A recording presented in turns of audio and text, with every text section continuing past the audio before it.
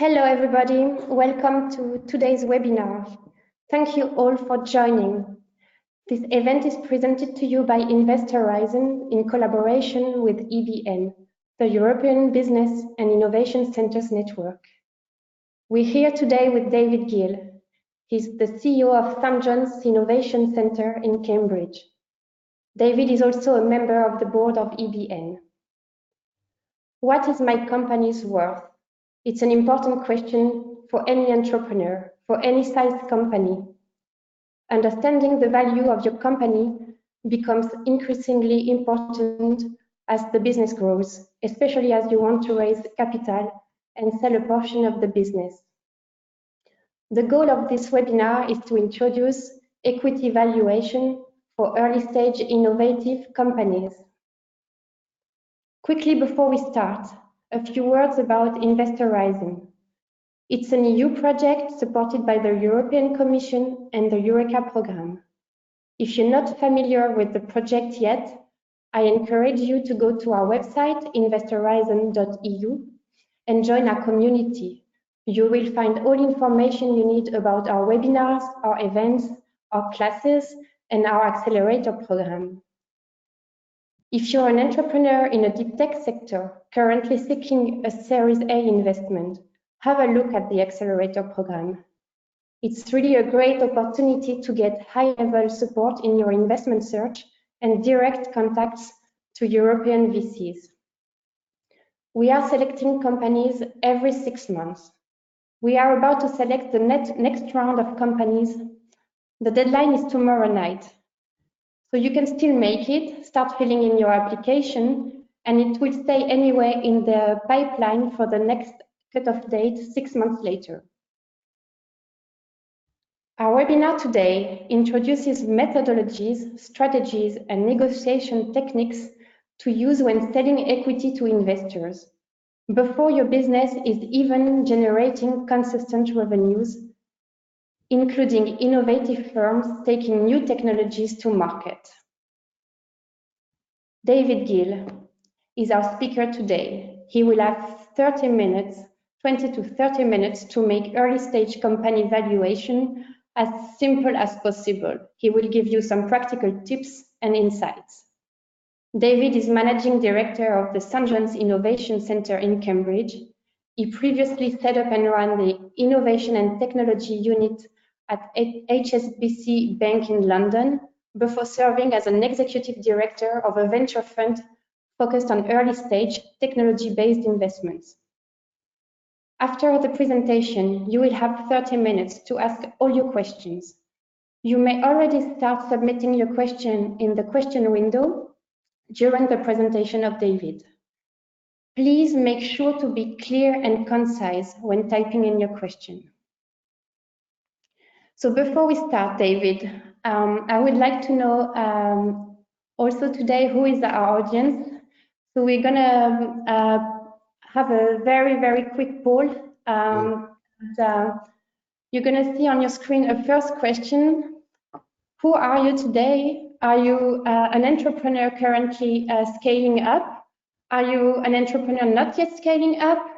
Investors, financiers, fundraisers? Or ecosystem builders, innovation experts?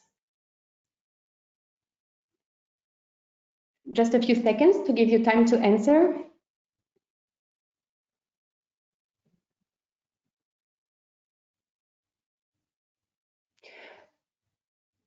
So we see, obviously the majority of you, 30% are currently scaling up, 35% not yet, and we have 30% of ecosystem builder. You see the answer, I think. We're gonna move forward to the second question. Have you ever had to value a company or your own company before? Yes, no, or are you currently doing it?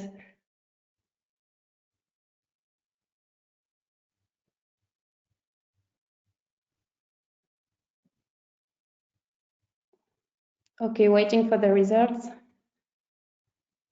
Okay, 24% are currently doing it. And yeah,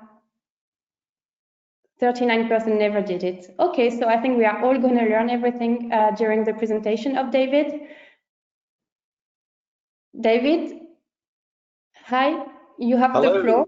Thank you very much, Perrine. Thank you for your kind implication. I hope everybody can see the screen. And it's very good to be able to spend half an hour with you talking about company valuation. Most of the businesses we deal with at the St. John's Innovation Centre are early stage technology businesses, not necessarily hard technology, but all of them are taking some form of innovation to market. And I think in recent years, we've developed a specialism in helping them raise money. So drawing on that and my own experience previously as an investor, I've tried to simplify as much as I can the whole process of valuing an early stage business. And although I hope today we will have made things relatively simple and straightforward, it is the case that valuing a company will always involve multiple factors, going away, doing a lot of research, but above all, it will be a matter of negotiation. Once you've put all your facts together, once you've built a methodology, and one of the key methodologies is something I hope to show you this afternoon, you then have to go in and negotiate with your investors. There's no two ways about it. That's the key to what you do. The other fact that I have to begin with is, as I hope you can see on the screen at the moment, most of the textbook methods that will be in corporate finance handbooks for valuing a business do not apply to an early stage technology company or other form of innovative company, not least because the likelihood is at the stage you are now, you have only limited sales. You probably haven't got much by way of profitability. Your track record, even if you have got sales, might only be 2 or 3 years, not the 5 or 6 years that textbooks tend to envisage. And you won't be able to use things like an asset-based valuation model because you hardly have any assets. A lot of your assets might be intangible, such as intellectual property. I'd be astonished if you had things like dividends to value your business. So although you can see from the list on the board, all those methodologies are ones which textbooks invite you to consider, probably the only one that you can look at as an early stage innovative company is a variation on the price earnings ratio. So the multiple of your earnings or your projected earnings. And it's taking you through that this afternoon that I hope will be a little bit of a framework for you to go and negotiate with the people you're hoping to get investment for your business. There are, of course, other uncertainties where you're a very new company. If you are innovative and you're taking something brand new to market, it can be even more difficult to say which existing companies do you resemble. And that's why looking at, in a graphical form, some of the traditional ways of valuing a business.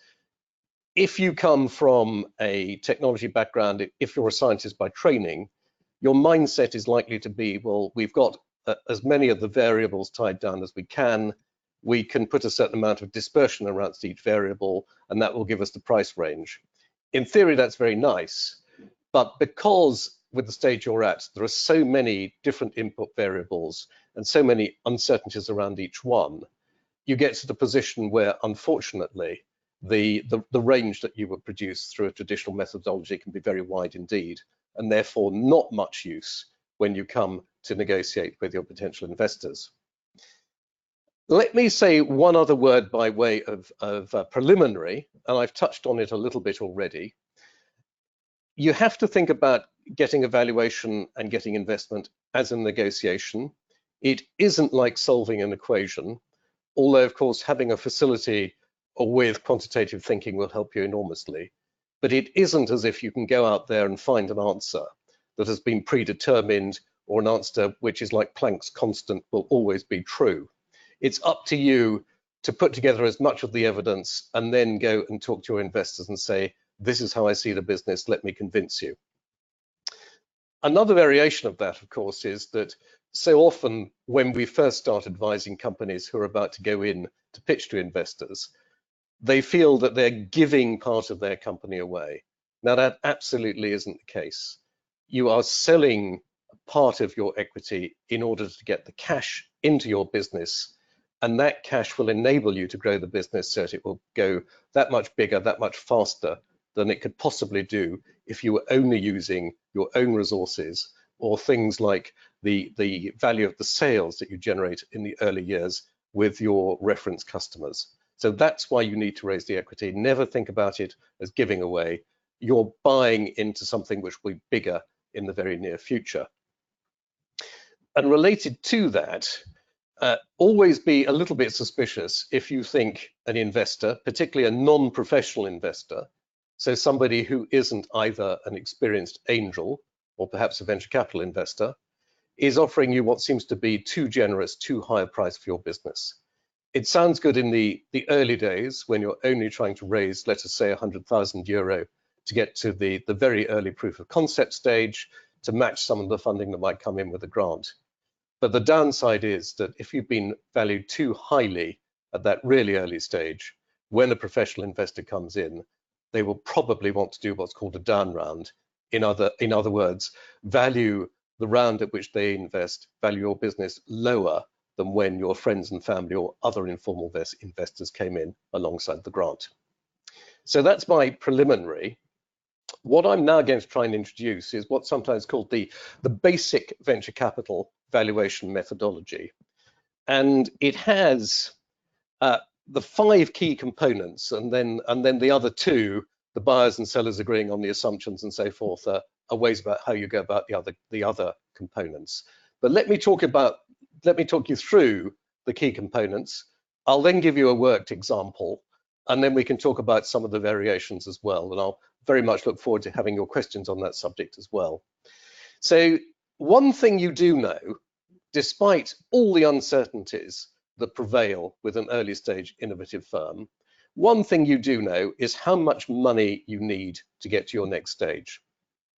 If you're at all in charge of your finances, you will have prepared a budget. You've got a stage in mind. Let us say you want to get to the prototyping stage, and you know definitely it's going to cost you €500,000. That's at least one part of the equation that you can tie down. You know that the answer to question A is €500,000. The next 2 are a bit more complicated, and they come back to the issue of having a price earnings ratio. The likelihood is, if you're already looking ahead to making future sales and deciding how you might sell the company in 3, 4, 5 years' time, you have some idea, however basic it might be and however full of errors it might be, of what income you might have achieved in, let's say, 3 years from now, when you decide to sell your early stage company to an established player, a big company, maybe a big company that's already quoted on the stock exchange. You've got some idea of what income you might have achieved at that stage. The other thing that you have to try and develop an educated guess about is what will the value of your company be at the time of the exit. And the simplest way, the way that most angel investors come back to again and again, is the price earnings ratio, for which of course you need a number of comparables. So you know that there's a business like yours that is quoted on the stock exchange that currently is valued on a multiple of its last year's earnings of, let us say, 15. So that's giving you probably an upper limit. It's unlikely that you, as a really early stage unquoted business, would get a price earnings ratio of more than 15 times, but it's giving you what the upper limit might be. And if you spend your time talking to professional investors, other entrepreneurs, to find out what recent exits might have been achieved at, you can at least get a range of comparables, and you can start putting them into your spreadsheet. Now, the next one is one where you can either ask investors or you can make a guess. What internal rate of return are they looking for on the value of the investment that they make in your company? And if that sounds complicated, don't worry, it isn't. On the next slide, I'm going to show you a shortcut to understanding what an internal rate of return is. It is something that, of course, is covered in some detail in the textbooks, but all you need to think about for now is it's how many times do they want their money back over the period of time in which they will have had to wait before they get an exit. So we'll come back to that in a moment.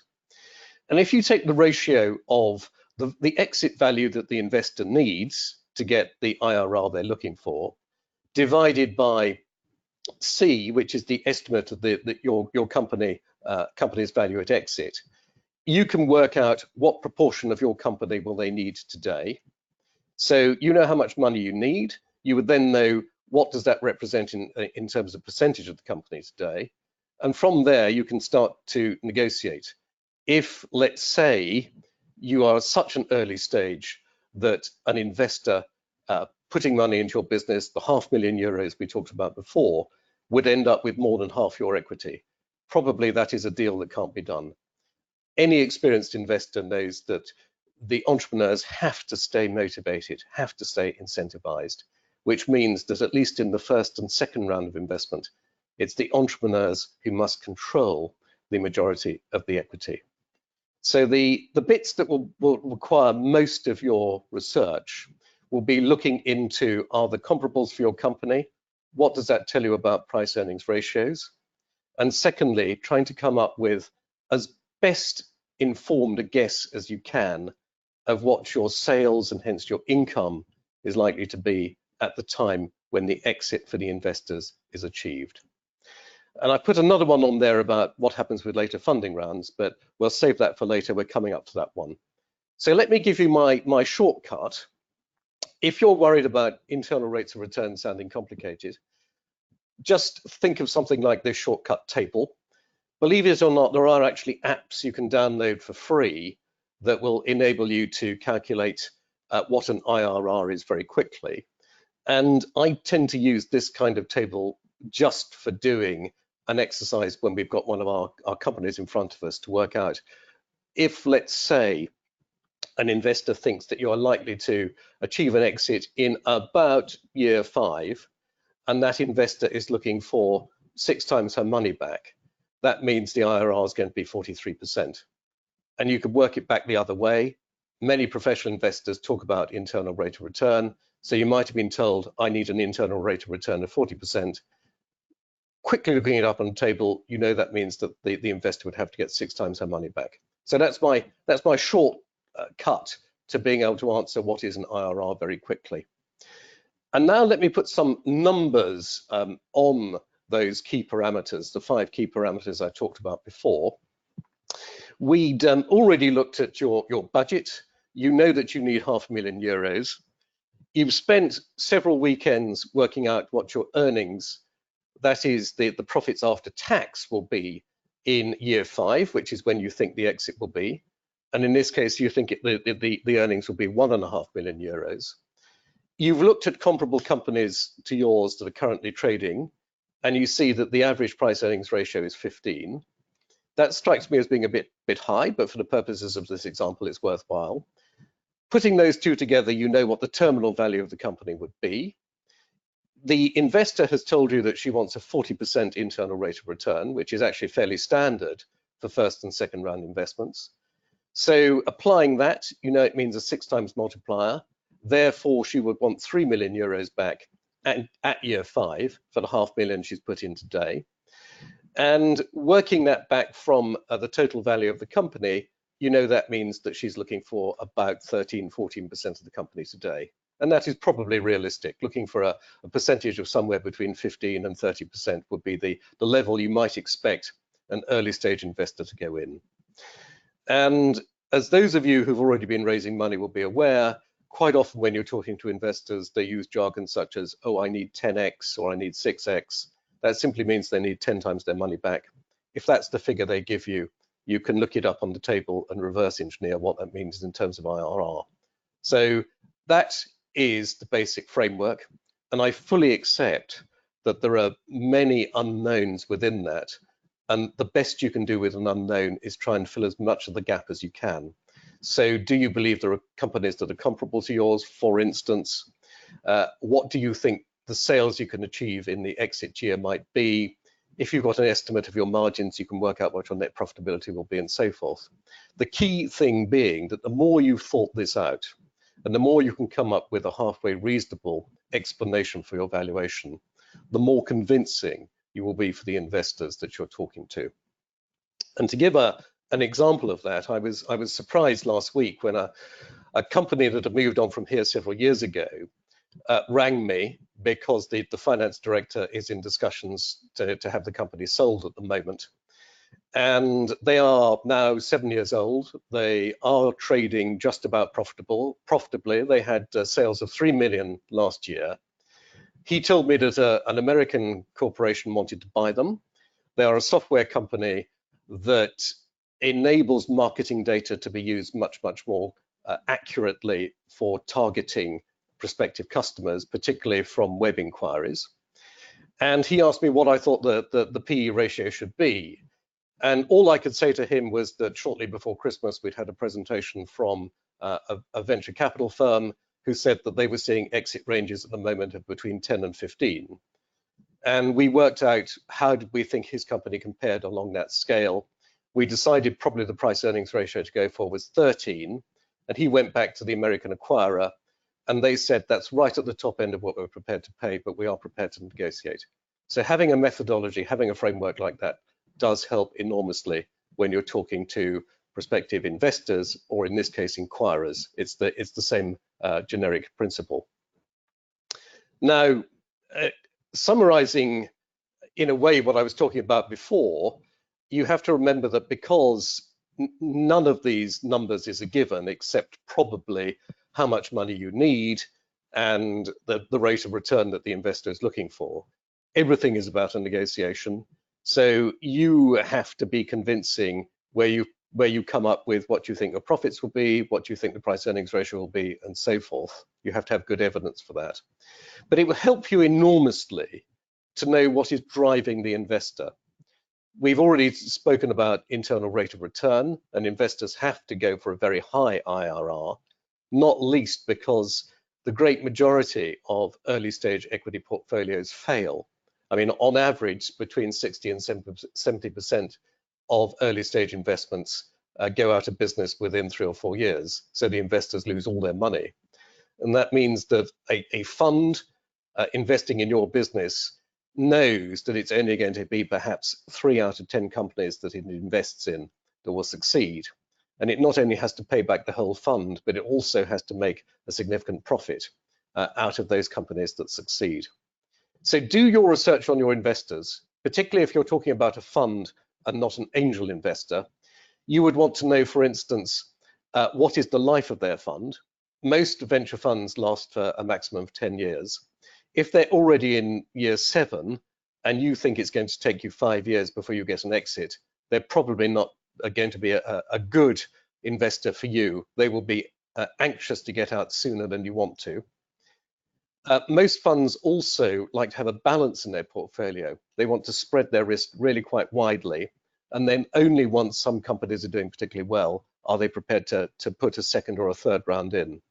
So those are some key considerations, understanding what the portfolio balance of your investor would be. Another key one is that quite often, I think, if you're coming from an academic background and you're pitching to investors for the first time, it's tempting to take what's sometimes called the top-down view of the market. So you say, well, the market for luxury watches at the moment is 13 billion euros a year worldwide. If we only had 2% of that market, our market would be X billion. Therefore, our value in year 5 is going to be a proportion of that market. Investors realize that that's unrealistic. What they really want to know from you is, have you already got some reference customers? And if you do, that gives a great deal of veracity, a great deal of credibility to the projections you're making. So let me move that on a little bit. You will quite often be in circumstances where at the really, really early stage, neither you nor the investor feels that a forward-looking view, what your exit value might be, is at all realistic. It's not something you can put on a spreadsheet. On the other hand, particularly if you're talking to private investors like angels, commitment investors, They might want to back your business. They know how much money you need, so they might well invest in the form of a convertible loan note, which is in effect a form of debt. They might put in the first 100,000 in your business because they know that will get you through to, let's say, the proof of concept stage, after which you can then entice in some new investors. And at that later valuation round, they would have the right to convert their debt into equity at a discount. So they would pay less per share than the new investors would get for an equal amount of money. And that is rewarding them for the risk that they've taken in the early years. And just to signal, because it can get quite complicated, but just to signal that professional investors, people like the venture funds, will also be looking to protect their position if you underperform significantly, if you don't hit the targets that you put in your projection. And to put it simplistically, they will have investment rights that enable them to take more shares in your company, so that at least they will get a higher proportion of the company at exit and preserve their exit valuation. Now, another way of looking at it is to say that when you're negotiating with an investor, you've got a view of what your company should be worth. In my experience, the view that the entrepreneur has, particularly with an innovative early stage company, is unlikely to be the same as what the investor is prepared to go to. So before you go into any negotiation, make sure you've got a sense of what would be the ideal result for you and what would be the less than ideal result that you can still live with. And if it's obvious after a long time negotiating, the investor isn't at least going to get to your best alternative to no agreement, the point below which you think your company is so undervalued, you can't go ahead, then do at least be prepared to walk away, because otherwise I think you'll be feeling you regret it later. Another way of looking at it is deciding insofar as you can, because so often with early stage firms, you're always tight on cash. But if you can decide at what point do you want to go to potential investors, the best times will be when just after you've had some significant good news. And that could be, for instance, that you've just proved that your prototype works. It could be you've just had your patent granted. It could be that a key hire has agreed to join your company. So you're going to a point where you've got an inflection point where the valuation of your company does seem to be going up considerably. And as I draw this to a close, there's something I did want to share with you, which is, what do you do when you know in advance that there will be more than one round of investment? You know that to get you through your current phase, you need €500,000, but you also know, looking at your business plan, if you're successful, in 18 months' time, you're going to need €3 million to get you to the next stage. As you can imagine, most investors worry considerably that if they've invested in you now, they put in the $500,000 now, and you are successful, and you go out and raise more money later, they will be diluted significantly. In other words, they've taken all the risk at the early stage, but when it comes to follow through, they know that they can only follow their money, they can only invest in the second round to a limited extent. And therefore, in return for having taken all the risk, they will have a much lower percentage of the reward, the upside in the future. So being able to put together a spreadsheet that will talk your investors through what happens in the second round is an immensely powerful negotiating tool. And I'm aware that what you've got on the screen at the moment, if like me, you come from a non-mathematical background, is likely to look quite intimidating. But thanks to EBN, this has been uploaded on the portal at the moment as a download that you can play with. And it's a spreadsheet that I created when I was at business school in California 15 years ago, because as somebody that the Americans used to call a poet, in other words, somebody who's not very good at maths, I was having enormous difficulty following the valuation classes that we did in business school. And I created this as my own shortcut. When you come to download it, you'll see that below this bit of the screen that you can see now are all the definitions, all the explanations, and what I would encourage you to do, even if at the moment you're not envisaging a second round in the near future, start experimenting with these numbers.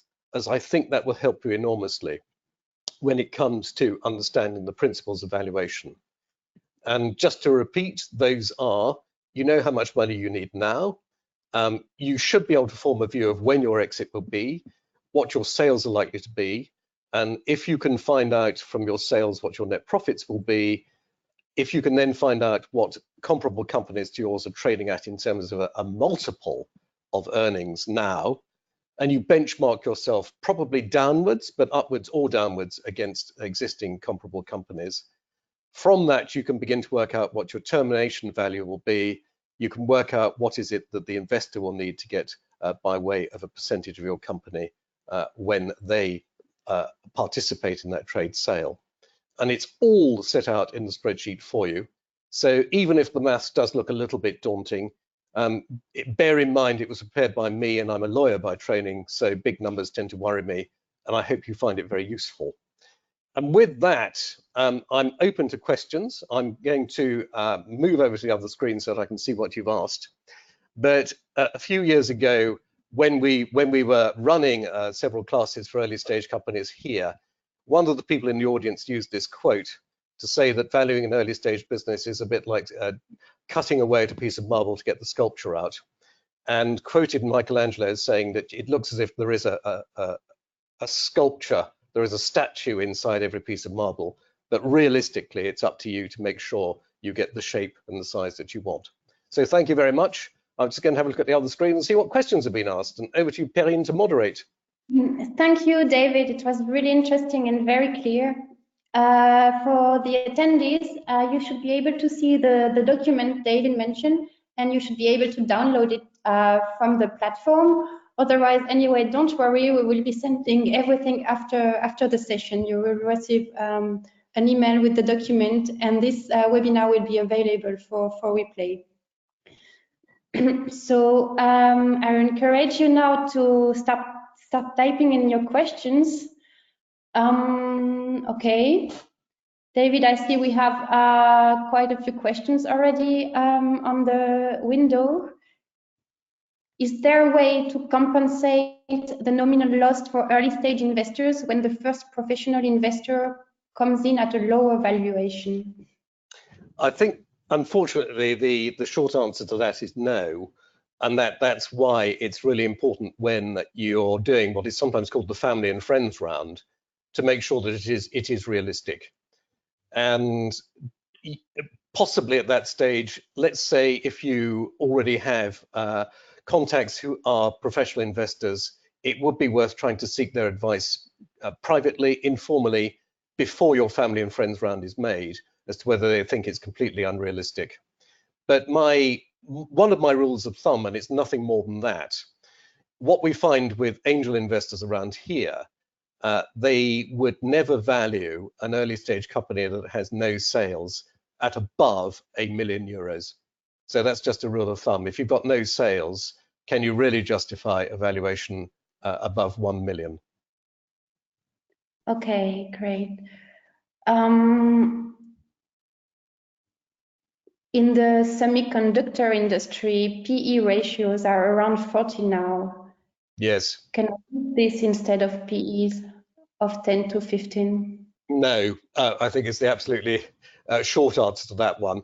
And I think what it comes down to is, well, you can't use it at the early stages. I was looking before we came on air at the valuation of some of the tech giants at the moment. And it is interesting that I think at the moment, for instance, Google is on a PE of 31, Apple's on a PE of 26 and so forth. So by all means, use that as your benchmark. You've got that as something to aspire to.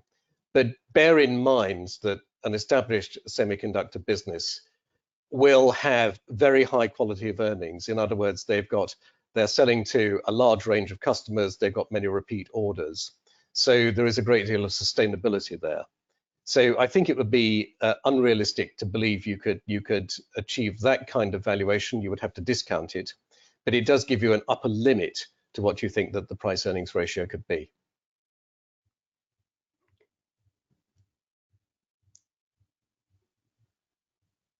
What's the value of an international patent with respect to company value? regrettably, the value of a patent on its own is not much. And I say that because the reason why investors, professional investors in particular, like you to have a patent is simply because they know it gives you the right to stop potential competitors doing what you're doing. But in and of itself, a patent doesn't enable you to create the products that customers will buy.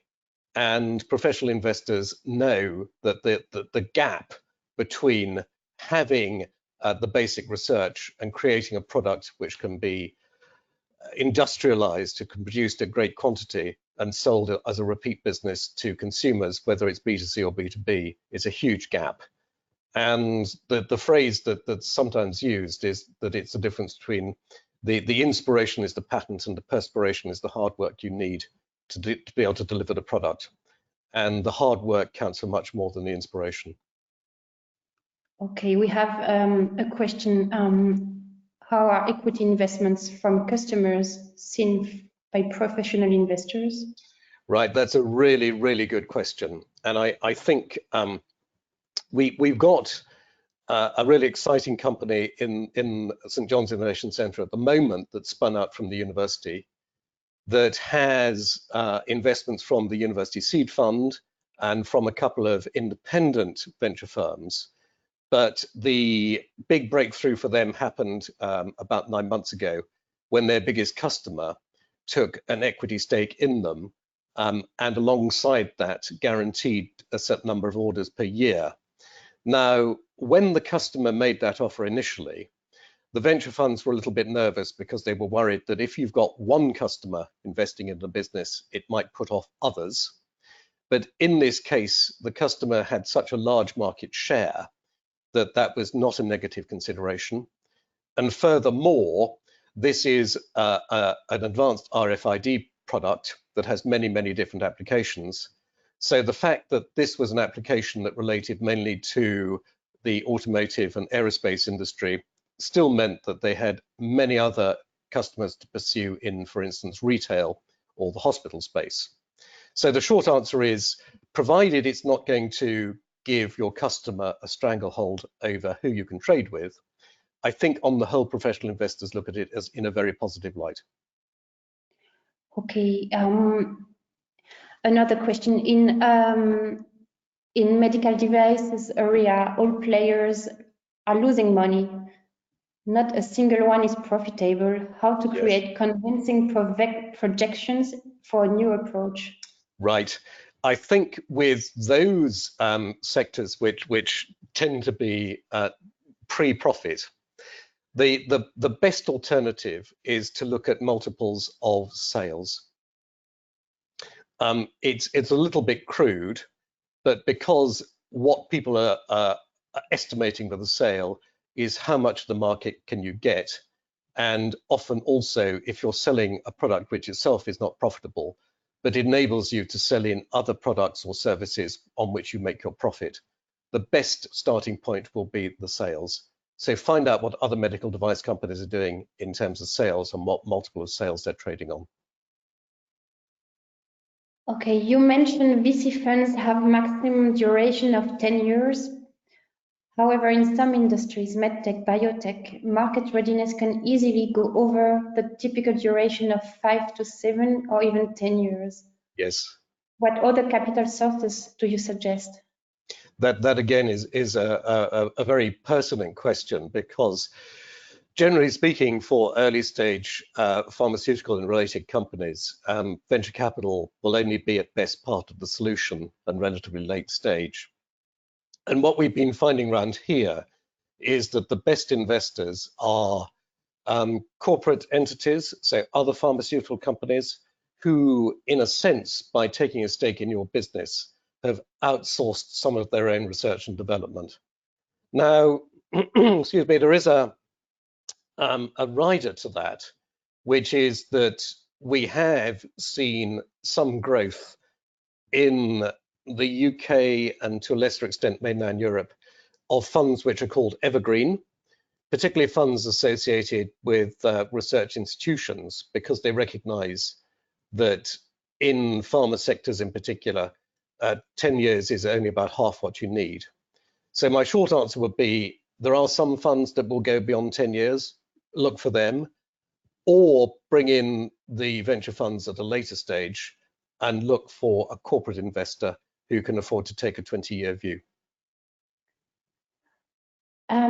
David, how do you take into account debt in the valuation? Wow. In a really early stage company, the likelihood is you won't have any debt for the simple reason that you would not be eligible for debt until you've got fairly consistent earnings. So if you haven't got a consistent sales that enable you to bring in the company, at least to make the interest payments, if not repay the principal, debt isn't appropriate for you. If you're looking at a termination value, an exit value, then the price earnings ratio will have been calculated after all expenses, including, for instance, interest expense. And there are other forms of valuation which look at enterprise value, where sometimes you have to add back the value of the debt in your calculation. But that is only likely to kick in if you're already trading profitably. So you want to look at, is the value in keeping cash on the balance sheet, is the value in paying off the debt? But those will be somewhat later staged, and we'd be thinking about for an early stage innovative business raising capital at this point. Okay, for the attendees, please try to keep the questions short and very clear. For corporations interested to invest in startups, an attendee is asking you what they are looking for. She has discussions with VC impact funds and corporations to invest, and there are very different terms there are very different expectations. Yes, I think in the past I've always been slightly suspicious of corporate venture capital funds, because I remember in the early days they tended to take the view that what their job was to identify potential competitors to the established corporate and either swallow them up or close them down. More recently, I think we've found that large corporates have a lot to offer early stage companies, and particularly a path to market, a means of making your product much more professional and selling it in larger quantities. And the key question you would have to ask is, if, for instance, it's Deutsche Telekom that wants to be your partner, is that going to stop other telecoms companies wanting to work with you if they've got a 15–20% shareholding in you? That would be the key question. So I'm slightly less negative about them than I used to be. Okay. What is you didn't mention the option of using SAFE as an option. Did you the option of using sales or? I don't understand this question. I don't know if it's some financial term I'm not getting. Versus convertible note. Right. I can't. I'm just see if I can get that question up. SAFE versus convertible note. Right. I might have to take that question offline. I mean, I think for the purposes of today, I was trying to be fairly succinct about the instruments to use, and using convertibles and using warrants were just a couple of examples. So I think I might have to take that question offline, because I'd need to look into it. Okay. We're going to take another few questions. We have signed high-profile pilot customers to test the beta product, but are not paying yet. How do VCs evaluate that? Right. I think the best type of customer is, of course, ones that will pay you, and they would rank more highly in terms of how the VC would evaluate you. But if you've got high-profile, industry leaders who are prepared to try out your product, then that counts a great deal towards showing that, to use the American phrase, that the dogs will eat the dog food. So even if they're not paying you, that's a pretty good step forward, and that, in my mind, counts as an inflection point. Okay, thank you, David. I think we went through all the questions. It was a very interesting presentation. I want to remind everybody that it will be available for replay on the InvestHorizon platform tomorrow. You will receive the document in an email. We are having these events on a monthly basis. The next one is on cash flow management. So if you want to check the website, you will already be able to register. Please give us some quick feedback on the session. You're going to see a few questions. It's going to take you only a minute. We want to keep doing this. We love this format, and we think we can keep improving ourselves. So we're looking forward to your feedback. I wish you all a nice afternoon. Thank you, David. Bye. Thank you.